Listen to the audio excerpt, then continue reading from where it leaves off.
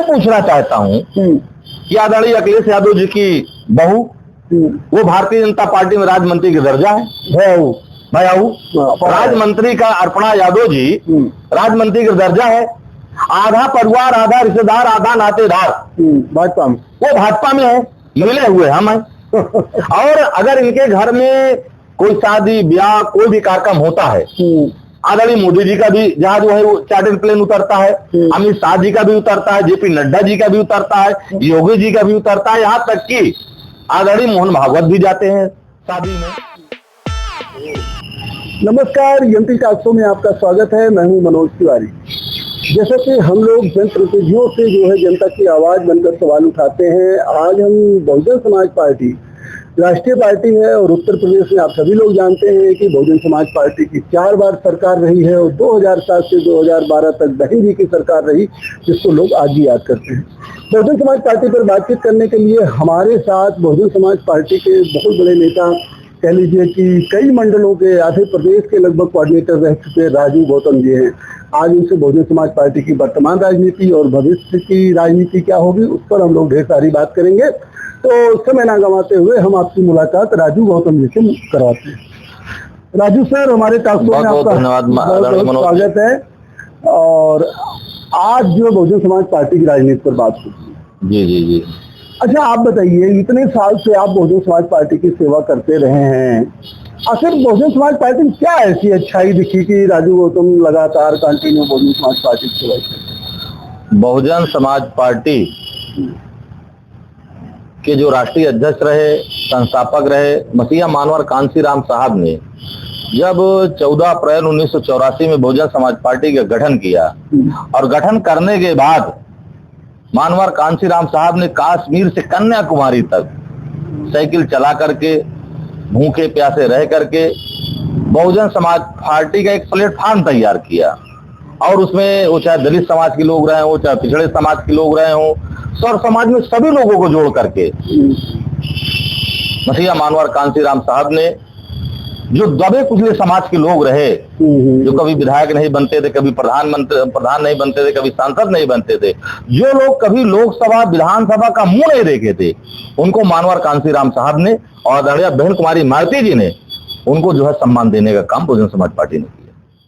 अच्छा, मतलब बहुजन समाज पार्टी ने दबे कुचले और बहुजन को जगाने का काम किया, जिसकी प्रेरणा से आप जो है आज तक बहुजन समाज पार्टी में जी रहे। कितने कामयाब हुए बड़े नेता लोग? बहुजन समाज पार्टी की 4 बार सरकार उत्तर प्रदेश में बनी, सारे लोग जानते हैं। 3 बार गठबंधन की सरकार बनी और गठबंधन की सरकार बनी और लोगों ने जो दबे कुचले समाज के लोग रहे, जिन्होंने भी बहन कुमारी मालती जी के शासनकाल को देखा, बहन कुमारी मालती जी के लैंड ऑर्डर को देखा, लैंड ऑर्डर को देख करके जो सताए जाते थे, मारे जाते थे, पीटे जाते थे, जमीनों में कब्जा कर लिया जाता था, हमारी बहन बेटियां सुरक्षित नहीं थी। जब आदरणीय बहन कुमारी मालती जी उत्तर प्रदेश की पहली बार 1995 में मुख्यमंत्री बनी, तो आदरणीय बहन कुमारी मालती जी ने अभियान चला करके 1,45,000 गुंडों को जब जेल भेजा, तो उत्तर प्रदेश में अमन चैन कायम हुआ और सर समाज के बीच में एक माहौल पैदा हुआ कि उत्तर प्रदेश को अगर कोई बचा सकता है, कोई लैंड ऑर्डर मेंटेन कर सकता है, तो वो केवल एक नेता है। पार्टी का नाम बहुजन समाज पार्टी है और नेता का नाम आदरणीय बहन कुमारी मालती जी है। नहीं, मैं ये जानना चाह रहा था कि कन्याकुमारी तक जो है मानवर कांसीराम जी ने जो है मेहनत किया, लेकिन जो जनाधार बन पाया बहुजन समाज पार्टी का, वो खाली उत्तर प्रदेश में बन पाया। पंजाब है, हरियाणा है, राजस्थान है, छत्तीसगढ़ है, मध्य प्रदेश है, उत्तराखंड है, या और भी प्रदेश हैं, वहाँ जो है उतना बड़ा आधार नहीं बन पाया। क्या वजह मानते हैं? अगर आपको मालूम हो तो जब तक हमारे मसीहा मानवर कांसीराम साहब 2006 तक जीवित थे, पंजाब का आप रिजल्ट उठा करके देखिए, 18 विधायक के ऊपर हमारे जीते। राजस्थान का रिजल्ट उठा लीजिए, मध्य प्रदेश में हमारे सांसद विधायक सब बने। पूरे देश में हर प्रदेश में हमारे विधायक बने, हमारा वोट परसेंटेज भी अच्छा था। लेकिन जब 2007 में हमारी पूर्ण बहुमत की सरकार बनी और आदरणीय बहन कुमारी मालती जी ने सर्जन सुखाए के तहत सभी जात धर्म मजहब के लोग, चाहे वो पाल का बेटा रहा हो, चाहे पटेल का बेटा रहा, चाहे लोहार कुम्हार का बेटा रहा हो, चाहे सरोज समाज का बेटा रहा हो, चाहे वो वाल्मीकि समाज का बेटा रहा हो, वाल्मीकि समाज का कभी भाग नहीं होता था। लेकिन आदरणीय बहन कुमारी मायावती जी ने सफाई आयोग के नाम से एक अलग से विभाग बनाया। तमाम ऐसे विभाग हैं, सैकड़ों विभाग, सैकड़ों आयोग का गठन केवल बहुजन समाज पार्टी की राष्ट्रीय अध्यक्ष आदरणीय बहन कुमारी मायावती जी ने किया। और सारे समाज को जब बहन जी ने सम्मान दे दिया, तो जब 2012 में बहुजन समाज पार्टी की सरकार नहीं बनी और जब बहुजन समाज पार्टी सरकार से बाहर हुई, तो आपने देखा कि तमाम लोग, जैसे मैं जनपद कौशाम्बी का रहने वाला हूं, हमारे यहां एक नेता हुआ करते थे इंद्रजीत सरोज जी, जिनको आदरणीय बहन कुमारी मायावती जी और मारवाड़ कांसीराम साहब ने जो अपने मंच से कहते थे कि हमारे घर में खाने का नहीं रहता था, हम आटा खा करके, घुघरी खा कर सोने का काम करते थे, कभी कभी हम भूखे सो जाते थे। लेकिन आदरणीय बहन कुमारी मायावती जी ने जब उनको प्रदेश अध्यक्ष बनाया, तब उनको 3 स्कॉर्पियो खरीद के दिया। आदरणीय बहन कुमारी मायावती जी ने उनको 3-3 बार कैबिनेट मंत्री बनाया, लेकिन कैबिनेट मंत्री भी बनाया, कई विभाग के वो कैबिनेट मंत्री रहे। लेकिन जब उन्होंने इलाहाबाद से लगा करके अमेरिका तक बड़ी बड़ी कोठियां बना लिए, बड़े बड़े धन अर्जित कर लिए, तब उनको बहुजन समाज पार्टी गंधाने लगी। तब वो बहुजन समाज पार्टी को छोड़ करके चले गए, आदरणीय बहन कुमारी मायावती जी को छोड़ करके चले गए, सारा मिशन भूल गए, सारा आंदोलन छोड़ करके चले गए। इसलिए कि आज जो भी नेता बहुजन समाज पार्टी को छोड़ करके गया है, वो केवल अपना धन बचे, उसका परिवार बचे, जो हजारों हजार बीघा जमीन खरीद करके रखे हैं वो सुरक्षित रहे। कोई समाजवादी पार्टी में भाग के जा रहा है, कोई भारतीय जनता पार्टी में भाग के जा रहा है। ये बहुजन समाज पार्टी में रह के लोग कमाई करते थे। भाई हमारे नेता ने सबको मान सम्मान दिया, उन्होंने एक फ्रीडम दिया कि भाई हम आपको 7 विभाग का कैबिनेट मंत्री बना रहे हैं। जैसे 18 विभाग का आज तक देश की आजादी के बाद आप रिजल्ट उठा लीजिए। नसीमुद्दीन सिद्दीकी जी को बहन कुमारी मायावती जी ने 18 विभाग का मंत्री बनाया। लेकिन नसीमुद्दीन जी ने क्या किया, बहन जी ने तो भरोसा किया ना, उनका वॉइस रिकॉर्ड कर लिया। लेकिन ये लोग भरोसा तोड़ के काम किए। ये लोग आदरणीय बहन कुमारी मायावती जी, इन पे सब पे भरोसा की थी। नहीं, कहने का मतलब मायावती जी को नहीं पता था, लेकिन इन लोगों ने अपना घर भरने का काम। बहन कुमारी मायावती जी ने कभी भी 1 रुपए का घूस, मैं गारंटी लेता हूं कि आदरणीय बहन कुमारी मायावती जी के शासन काल में 50 लाख आदरणीय बहन कुमारी मायावती जी नौकरी दिया। पुलिस की वैकेंसी आप देख लीजिए, एक झोपड़ी में जो बेटा रहता था वो भी नौकरी पाया। और अमेरिका जैसे देश ने बहुजन समाज पार्टी की राष्ट्रीय अध्यक्ष आदरणीय बहन कुमारी मायावती जी की तारीफ किया कि अगर पुलिस की भर्ती ईमानदारी से कहीं हुई है तो उत्तर प्रदेश में हुई है और आदरणीय बहन कुमारी मायावती जी की सरकार में हुई है। अच्छा ये बताइए राजू जी, 2007 से चला है ना। अच्छा राजू जी आप एक बात बताइए, 2007 से 2012 तक जो बसपा की पूर्ण बहुमत की सरकार उत्तर प्रदेश में रही। उसके पहले भी मायावती जी 3 बार जो है उत्तर प्रदेश की मुख्यमंत्री रही, भाजपा से गठबंधन करके बहुत से जिले बनाई, बहुत से जो है उन्होंने तहसील बनाई, बहुत से उन्होंने जो है मतलब कि स्कूल बनवाए, यहाँ तक कि काम तो बहुत किया उन्होंने। उनके काम को आज भी लोग याद करते हैं। लॉ एंड ऑर्डर पर आप बोल ही चुके हैं।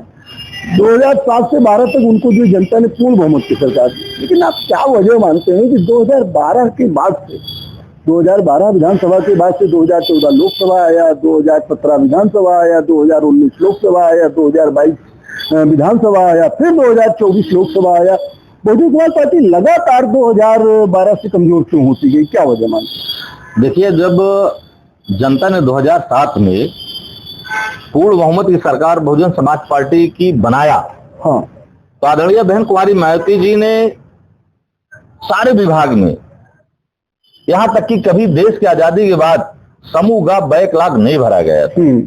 आदरणीय मनोज जी, अगर वो किसी सरकार में भरा गया तो बहुजन समाज पार्टी की सरकार में भरा गया और आदरणीय बहन कुमारी मायावती जी के देख रेख में भरा गया। बहन जी ने बहुत विकास किया और प्रत्येक जिले में आप कौशाम्बी चले जाइए, 3 तहसील बहन जी ने नहीं बनाया, जिला नया बनाया, जिला बहन जी ने नया बनाया, कई जिले बनाए। और उत्तर प्रदेश में तमाम महापुरुष, चाहे छत्रपति साहू जी महाराज रहे हों, चाहे तथागत गौतम बुद्ध जी रहे हों, चाहे संत रविदास जी रहे हों, तमाम महापुरुषों के नाम पर, चाहे बाबा साहब के नाम पर, चाहे मसीहा मारवाड़ कांसीराम साहब के नाम पर, तमाम महापुरुषों के नाम पर आदरणीय बहन कुमारी मायावती जी ने जिला बनाया।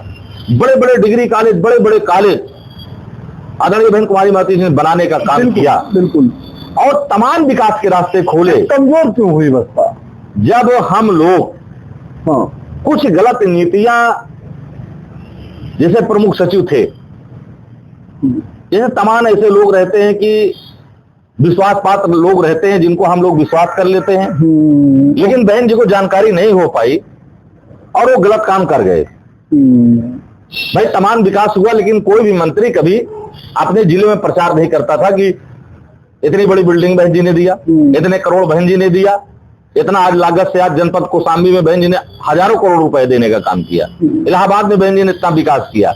मंत्री मद मस्त थे तो रुपया कमाने में, उनको विकास से कोई लेना देना नहीं थे। विकास तो बहन जी कर रहे थे, लेकिन वो केवल लिप्त रहे वो धन कमाने में। उसकी जानकारी बहन जी को नहीं हो पाई और उसका नतीजा ये रहा कि 2012 में ये जो हमारे कैबिनेट मंत्री रहे, जो भगोड़े लोग, जो बहुजन समाज पार्टी को छोड़ करके चले गए, जो खराब लोग थे, उनके वजह से हमें बहुत नुकसान हुआ।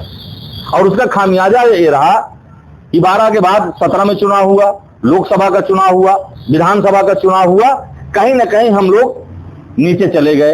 अच्छा, सबसे बड़ा कारण रहा कि भारतीय जनता पार्टी की जो सरकार रही उसने ऐसे ऐसे कारनामे किए, जैसे नोटबंदी में लोग टूट गए, तमाम हमारे लोग मर गए, तमाम लोग लाइन लगाकर खड़े थे, बैंकों में लाइन लगा करके मर गए। इतने लोग नहीं मर गए कि वोट बैंक खसक जाए। उसके बाद इन्होंने हुई तब भी तो उसके बाद मैं आज कह रहा हूं आदरणीय मनोज जी कि आज भारतीय जनता पार्टी अगर अपने को पाक साफ मानती है, आज ईवीएम को हटा दे और आज बैलेट पेपर से चुनाव करा दे, उत्तर प्रदेश में बहुजन समाज पार्टी की पूर्ण बहुमत की सरकार बनेगी। आज इतना बड़ा घोटाला हो रहा है तो एक नया घोटाला शुरू हो गया है। अब तो हाँ, अब तो ये जान रहे हैं कि हमको अगर फूलपुर जीतना है तो ये जान रहे हैं कि हमको कौन सा वोट हमको नहीं मिलेगा, उसी के 10,000 वोट काट दो। तो जब उसको 10,000 वोट काट देंगे तो उनका आदमी जीत जाएगा। आज ये नया खेला वोटर लिस्ट पे शुरू हो गया है। पहले खेला किए ईवीएम पे, जब अब ईवीएम से लोगों का भरोसा, देश की जनता का भरोसा ईवीएम से उड़ गया, तब नया सिस्टम इन लागू कर दिए हैं, अधिकारियों को दबाव डाल के कि आप कुछ मत करिए, केवल प्रत्येक विधानसभा में आपको इतने 1000 वोट काटना, और काटना किसको हम आपको बताएंगे। तो ये नया खेल सब शुरू हो गया। हम कहते तो है ईमानदारी से चुनाव आयोग अपना काम कर जाए और सरकार के दबाव में काम न करे। मैं गारंटी के साथ कहता हूं कि वोट बहुजन समाज पार्टी का है। मनोहर कांतिराम साहब ने कहा था, वोटों वाला जीतेगा, नोटों वाला हारेगा। संख्या हमारे पास ज्यादा है, हमारे पास और ज्यादा है, लेकिन जीत क्यों रहे? क्योंकि ये बेईमानी से जीत रहे हैं। ऐसा नहीं लगता कि जो है कई दल ऐसे बन गए जो क्या कहते हैं कि बहुजन समाज पार्टी के बाद किसकी वजह से बहुजन समाज पार्टी? देखिए, चाहे वो समाजवादी पार्टी हो और चाहे वो कांग्रेस हो, चाहे वो भारतीय जनता पार्टी हो, सारे दल के लोग, सबको खतरा बहुजन समाज पार्टी से है। इसलिए कि आपने देखा होगा कि जब 2007 में बहुजन समाज पार्टी की सरकार बनी तो सर्जन सुखाए के तहत ब्राह्मण का बेटा सरसौल से चुनाव हार गए इंटू मिश्रा जी। आदरणीय बहन कुमारी मायावती जी ने उस हारे हुए बेटे को भी, ब्राह्मण के बेटे को बहन जी ने कैबिनेट मंत्री बनाया। पिछड़े समाज का बड़ा नेता जो अपने आप को मानते हैं स्वामी प्रसाद मौर्य जी, वो भी चुनाव हार गए थे, लेकिन आदरणीय बहन कुमारी मायावती जी ने उनको भी कैबिनेट मंत्री बनाया। और जो सबसे निचले स्तर पे आप लोग मानते हैं गिरी समाज, ब्राह्मण समाज में आते हैं, उनका भी बहन कुमारी मायावती जी ने जो है राज्य मंत्री बनाया। फिर भी सब लोग आज बसपा से बाहर है। मेरे कहने का मतलब है बहन जी ने सबको भागीदारी दिया। मैंने आपको बताया ना कि तमाम ऐसे लोग हैं कि वो लोग डर करके, वो लोग जान रहे हैं कि यार अभी बहुजन समाज पार्टी की सरकार नहीं बनने जा रही, तो कोई चारों तरफ जगह तलाशे हुए। अच्छा, तमाम हमारे ऊपर खतरा भी होगा, तमाम खतरा है और तमाम हम लोगों के ऊपर आरोप लगता रहता है। लेकिन आप चीज ये ध्यान दीजिए कि जैसे समाजवादी पार्टी बार बार बोलती है कि बहुजन समाज पार्टी भाजपा की बी टीम है। ये सवाल मेरा था, ये हमारे ऊपर आरोप लगता रहता है। अब मैं ये पूछना चाहता हूं कि आदरणीय अखिलेश यादव जी की बहू, वो भारतीय जनता पार्टी में राज्य मंत्री का दर्जा है, राज्य मंत्री का अर्पणा यादव जी राज्य मंत्री का दर्जा है। आधा परिवार, आधा रिश्तेदार, आधा नातेदार भाजपा में, वो भाजपा में है, मिले हुए हम हैं। और अगर इनके घर में कोई शादी ब्याह कोई भी कार्यक्रम होता है आदरणीय मोदी जी का भी जहां जो है वो चार्टर्ड प्लेन उतरता है, अमित शाह जी का भी उतरता है, जेपी नड्डा जी का भी उतरता है, योगी जी का भी उतरता है, यहाँ तक कि आदरणीय मोहन भागवत भी जाते हैं शादी में और मिले हुए हम हैं। ये केवल जनता को गुमराह किया जाता है, ये सब लोग मिले हुए हैं और इनका केवल एक मकसद है कि बहुजन समाज पार्टी कैसे कमजोर हो, क्योंकि इन्होंने 7 से 12 तक का कार्यकाल देखा कि सर्जन सुखाए के तहत जितने भी उत्तर प्रदेश में जातियां थी सबको आदरणीय बहन कुमारी मायावती जी ने मान सम्मान दिया, नौकरी दिया, ठेकेदारी पट्टेदारी में हिस्सेदारी देने का काम किया। आज माननीय बहन कुमारी मायावती जी ने मानवर कांसीराम शहरी आवास के तहत पूरे उत्तर प्रदेश में हर टाउन एरिया, हर नगर पालिका में कई लाख मकान बनाया। आधे मकान बहन जी के सरकार में बन गए थे, आधे आज भी बन करके खाली पड़े हैं, उनको सरकार नहीं बांट पा रही है। ऐसी कौन सी योजना है? प्रधानमंत्री आवास योजना ऐसी कौन सी सरकार की सोच है भाई? अगर आप बांट दोगे तो कम से कम गरीब को पक्की छत मिल जाएगी, बरसात का सीजन चल रहा है, लेकिन सरकार नहीं चाहती, क्योंकि सरकार जानती है कि कल पेपर वाले यही छापेंगे, मीडिया वाले यही छापेंगे, वो जान रहे हैं कि मनोज जी तो यही छापेंगे ना, ये तो बहन जी के शासनकाल में बना था, इसलिए लोग नहीं बांटने का काम कर रहे हैं। आज भी गरीब का गरीब है और आज इस सरकार में आदरणीय मनोज जी में बड़े दुख के साथ मुझे कहना पड़ रहा है कि आज भारतीय जनता पार्टी के सरकार में और मोदी योगी जी के शासनकाल में देश की जनता इतना परेशान हो चुकी है, नौकरियां खत्म, सारी चीज प्राइवेट कर दिया जा रहा है, वो भी ठेकेदारी व्यवस्था की जा रही है और सारी चीज चाहे एयरलाइंस हो, चाहे ट्रेन, एयरपोर्ट, सब बेचे जा रहे हैं, कुछ नहीं बचा। बिजली विभाग भी प्राइवेट करे दे रहे हैं, कुछ बचेगा क्या? देश का नौजवान कहां जाएगा? देश का किसान कहां जाएगा? सारे लोग परेशान हैं। भारतीय जनता पार्टी के जो आदरणीय मोदी जी जिस विश्वास के साथ इन्होंने जनता से वादा किया था कि आप हमारी सरकार बना दो, हम आपको 15 लाख देंगे, वो आज तक नहीं मिला जनता को। फिर दोबारा इन्होंने वादा किया कि हमारी सरकार बना दो, हम साल में 2 करोड़ रोजगार देंगे, वो आज तक नहीं मिला। इन्होंने जनता को ठगने का काम किया और मैं तो कह रहा हूं पंचायत का चुनाव आ रहा है, आप यहीं से देख लीजिएगा, अब जनता इतना त्रस्त हो चुकी है कि उसको बहन कुमारी मायावती जी और बहन जी का शासन दिखाई दे रहा है। अच्छा ये बताइए, बसपा के अध्यक्ष जो है हर चुनाव में प्रयोग करती है, नया प्रयोग करती है, कभी दलित मुस्लिम गठजोड़ तो कभी दलित ब्राह्मण गठजोड़, आखिर उनका प्रयोग हमेशा फेल क्यों होता जा रहा है? मैंने एक चीज आपको कहा ना कि जब देश का राजा जनता को गुमराह करे, जनता से झूठे वादे करे, तो जनता भी कभी कभी बहक जाती है। जैसे इस वक्त ये लोग 5 किलो राशन दे रहे हैं, राशन तो बहन जी भी दे रही थी, ऐसा नहीं कि बहन कुमारी मायावती जी के शासनकाल में बीपीएल का कार्ड बना था, अंत्योदय कार्ड बना था, राशन बहन जी भी दे रही थी, लेकिन ये लोग इतना प्रचार करते हैं कि हम जो है इतना राशन दे रहे हैं। ये तो आज जो डाटा है इनका देश का है, अगर विदेश के लोग जानते होंगे तो क्या क्या कह रहे होंगे कि क्या भारत की जनता राशन पे टिकी हुई है? भारत में लोग सब भूखमरी कगार पे हैं, इतना गरीब देश है। 80 करोड़ लोग, 80 करोड़ जनता को हम राशन दे रहे हैं, 80 करोड़ जनता को हम खिला रहे हैं। आपने तो पूरे देश का जो है लोगों को गरीब बना दिया। आप राशन लेते हैं? मैं राशन कभी लेने नहीं गया। कार्ड जो है जिस दिन जो है हमारी सरकार बनी थी और हम जानते थे कि हमें जरूरत नहीं है, क्योंकि आदरणीय बहन कुमारी मायावती जी के आशीर्वाद से हम लोगों को बहुत मान सम्मान मिला, तो मैं कभी राशन लेने नहीं गया। यहाँ तक कि मैं अपने कोडेदार को कह दिया था कि मेरे जगह पे किसी अन्य का आप राशन बना दीजिए, हमें जरूरत नहीं है, किसी अन्य गरीब को दे दिया करिए, मैं कभी राशन लेने नहीं गया। अच्छा, आपको क्या लगता है कि आज गठबंधन की राजनीति चल रही है और बहुजन समाज पार्टी गठबंधन की नहीं करती है, तो आपको नहीं लगता कि इससे जो व्यवस्था का नुकसान हुआ? लोगों ने इसी तरह जो है आदरणीय बहन कुमारी मायावती जी के ऊपर तमाम कार्यकर्ताओं ने, सीनियर नेताओं ने रखा कि बहन जी को गठबंधन करना चाहिए, करना चाहिए, करना चाहिए। 2019 में गठबंधन हुआ, आपने देखा कि हमारे 10 सांसद जीते, लेकिन जो स्थिति बनी, समाजवादी पार्टी के 5 सांसद जीते, लेकिन जब विधानसभा का मामला आया चुनाव का, तो हमने ये देखा कि जब जब भी हमारा समाजवादी पार्टी से गठबंधन हुआ, हमारा बहुत बड़ा नुकसान हुआ। समाजवादी पार्टी पहली सरकार बसपा की सपा के साथ गठबंधन करके चुनाव लड़ने के बाद ही बनी थी नेता जी। मैं आपको बता रहा हूं ना, आप याद करिए कि अगर पहली बार गठबंधन हुआ तो हमारे आर के चौधरी जैसे सीनियर नेता, जिनको मानवर कांसीराम साहब ने पैदा किया था, राज बहादुर जैसे लोग, ऐसे लोगों को समाजवादी पार्टी ने तोड़ने का काम किया। और जब आपका 19 में गठबंधन हुआ तो हमारे तो चार लालजी वर्मा रहे हो, चार रामअचल राजभर हो, उत्तर प्रदेश के जितने भी बड़े नेता जिनको मानवर कांसीराम और आदरणीय बहन कुमारी महतो जी ने तैयार किया था, सबको गुमराह करके समाजवादी पार्टी अपनी तरफ लेकर के चली गई। जब उनको बसपा से निकाल दिया गया तो कहां जाते? भैया गठबंधन के बाद निकाला नहीं गया है, ये तो बात है, निकाला नहीं गया। जब गठबंधन से चुनाव लड़ा गया तो जब एक मंच पे हम लोग साझा कर रहे हैं तो मंच पे इनको इतना बता दिया गया कि आप वहां टिकट नहीं मिलेगा, यहां मिल जाएगा, ये गुमराह होकर के चले गए हैं। अब ये वहां पछता रहे हैं, रो रहे हैं। सांसद है, विधायक है, कहे रो रहे हैं? सांसद बन करके भी तो वहां जो उनकी हैसियत उनको पता है।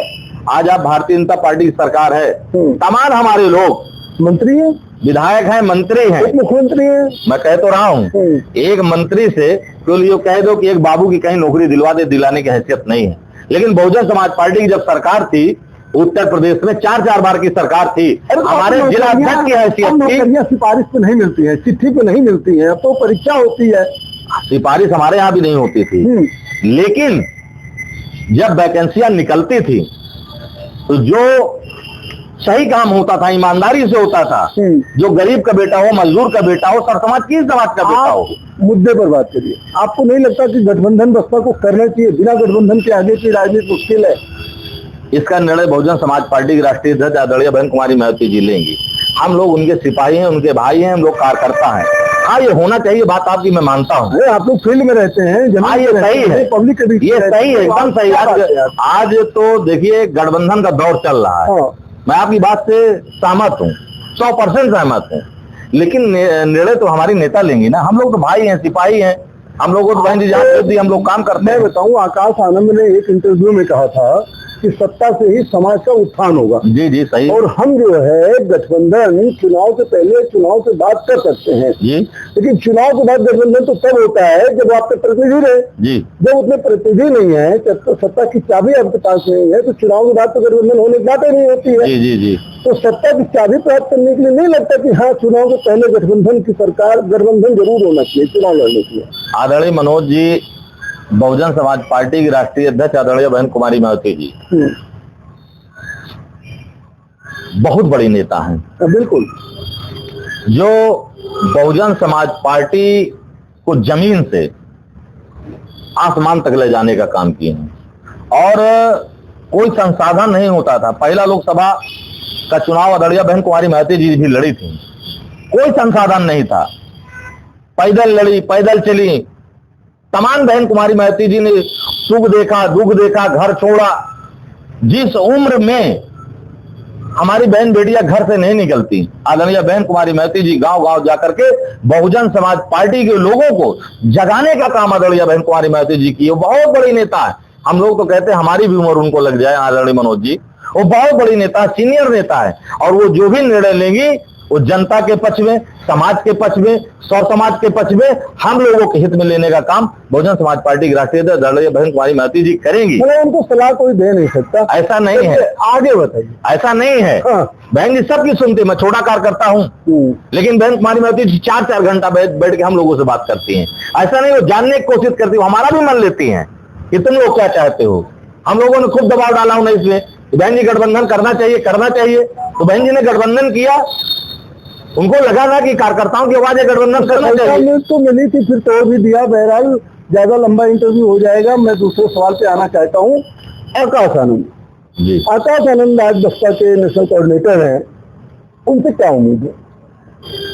भविष्य से वो बहुजन समाज पार्टी की युवराज हैं और बहुजन समाज पार्टी के राष्ट्रीय वो कोऑर्डिनेटर हैं। हमारी बधाई है, शुभकामनाएं हैं, और वो भविष्य के बहुजन समाज पार्टी के बड़े नेता। और हो सकता है कि परिस्थितियां जो देश की चल रही हैं, उत्तर प्रदेश की चल रही हैं, तो मैं तो उनको बधाई देता हूं कि भविष्य में वो उत्तर प्रदेश के मुख्यमंत्री बने। ऐसी मेरी शुभकामनाएं आदरणीय आकाश। एक बात बताइए, अभी आपने कांसीराम जी के बारे में, मायावती जी के बारे में तो खूब कहा कि उन्होंने मेहनत किया, साइकिल चलाया, घर घर गए। आकाश आनंद तो ऐसा कुछ संघर्ष करना नहीं पड़ा। अब अगर पार्टियां परिवारवादी का आरोप लगाती हैं तो क्या गलत है? आदरणीय मनोज जी, आदरणीय बहन कुमारी मायावती जी ने बहुत से कार्यकर्ताओं को तैयार किया, बहुत से लोगों को विश्वास किया, बड़ा राष्ट्रीय स्तर का नेता बनाने का काम किया, लेकिन कोई भी आदरणीय बहन कुमारी मायावती जी के खरा नहीं उतरा। सब लोगों ने बहन जी को धोखा देने का काम किया। लोगों ने बहन कुमारी मायावती जी को इतना धोखा दिया कि आज बहन कुमारी मायावती जी को आकाश आनंद जी को तैयार करना पड़ा। और रही बात मेहनत की, तो मैं आपको बता दूं कि राजस्थान से पैदल यात्रा, साइकिल यात्रा की शुरुआत आकाश आनंद जी ने ही शुरू किया था। उसी को देख करके, वो चाहे राहुल गांधी जी हो, चाहे अखिलेश यादव जी हो, उन्होंने शुरू किया था, तो वो आकाश आनंद जी को देख करके किया था। तमाम पैदल चले, राजस्थान, मध्य प्रदेश, छत्तीसगढ़, तमाम राज्यों में जो है पैदल चलने का काम आदरणीय आकाश आनंद जी ने किया। उत्तर प्रदेश में नहीं देखा उनको। उत्तर प्रदेश में हम सबके नेता आदरणीय बहन कुमारी मायावती जी के नेतृत्व में बहुजन समाज पार्टी आगे बढ़ रही है। और बहन जी ने अभी दिल्ली बुला करके कहा है कि बिहार का चुनाव हो जाए, उसके बाद उत्तर प्रदेश की समीक्षा और बैठकें करने का काम आदरणीय आकाश आनंद जी करेंगे। तो क्या आपको लगता है कि आकाश आनंद के सक्रिय होने से बसपा के अच्छे दिन आएंगे? निश्चित बहुजन समाज पार्टी आगे बढ़ेगी। आदरणीय बहन कुमारी मायावती जी के आशीर्वाद से आकाश आनंद जी आगे बढ़ेंगे और बहुजन समाज पार्टी के नेतृत्व भी करेंगे। अच्छा, चलिए, अगर राजू गौतम को बहुजन समाज पार्टी में कोई सुधार करना हो तो किस सुधार की आवश्यकता है कि ताकि बहुजन समाज की पार्टी मजबूत हो आपके अनुसार? देखिए, मुझे बहुजन समाज पार्टी की राष्ट्रीय अध्यक्ष आदरणीय बहन कुमारी मायावती जी के जो भी निर्णय उस पर मान्य है, और वो जो भी निर्णय लेती हैं वो बहुजन समाज पार्टी सर्व समाज के हित में लेती हैं। तो बहुजन समाज पार्टी की नेता, मैंने आपसे पहले भी कहा, वो सीनियर नेता है और देश के सारे नेता आदरणीय बहन कुमारी मायावती जी का सम्मान करते हैं। हम भी बहन कुमारी मायावती जी का सम्मान करते हैं और मुझे कोई सलाह नहीं देना है। बहुजन समाज पार्टी की जो भी राष्ट्रीय अध्यक्ष आदरणीय बहन कुमारी मायावती जी निर्णय लेंगी वो हमें स्वीकार है। वो हर निर्णय ऐसा लेती हैं कि बसपा मजबूत हो। हाँ जी, लेकिन वो हो नहीं पा रहा है। तो राजू गौतम अगर इंडिपेंडेंट जो निजी विचार रखते हो कि ये अगर हो जाए तो बसपा मजबूत हो जाए या बसपा मजबूत हो, आपको अभी भी लगता है बसपा कमजोर नहीं है? बहुजन समाज पार्टी की एक आवाज बहन जी तक पहुंची कि बहुजन समाज पार्टी जमीनी स्तर पे कमजोर है। तो आदरणीय बहन कुमारी मायावती जी ने सारा काम ठप करा करके सारा काम बंद कर दिया कि कोई कैडर नहीं चलेगा, कोई मीटिंग नहीं होगी, केवल आप जमीनी स्तर पे जाइए, सेक्टर का गठन, बूथ का गठन, विधानसभा की समीक्षा, जिले की समीक्षा करके आइए, तब आगे का कोई काम होगा। बहन कुमारी मायावती जी ने 1 साल से शुरू काम है ये, और जमीनी स्तर पे बूथ का गठन हो रहा है, सेक्टर का गठन हो रहा है, विधानसभा की समीक्षा चल रही है, जिले की समीक्षा चल रही है, और आने वाला समय बहुजन समाज पार्टी का होगा और बहुजन समाज पार्टी 2027 में सरकार बनाने का काम करेगी। बूथ पर तो हमने देखा कि जो फर्जी नाम डाल दिए जाते हैं। नहीं, अब ये सब नहीं होता है। ना तो क्रॉस चेकिंग होती है। भैया, बड़ा बड़ा नेता लगा है वहाँ। बहन कुमारी मायावती जी का साफ निर्देश है कि चाहे वो जोन का इंचार्ज हो, चाहे मंडल का इंचार्ज हो, चाहे जिले का अध्यक्ष हो, और चाहे राष्ट्रीय महासचिव हो, चाहे राष्ट्रीय स्तर के नेता हो, वो जाके जमीन पे काम करेंगे। अच्छा, 2027 की क्या देखते हैं? 2027 में बिना बहुजन समाज पार्टी के सरकार किसी की नहीं बनेगी। वो चाहे जितना बड़े धुरंधर हो। समाजवादी पार्टी पूरी ताकत लगाई, सरकार बनी नहीं, 22 में नहीं बनी।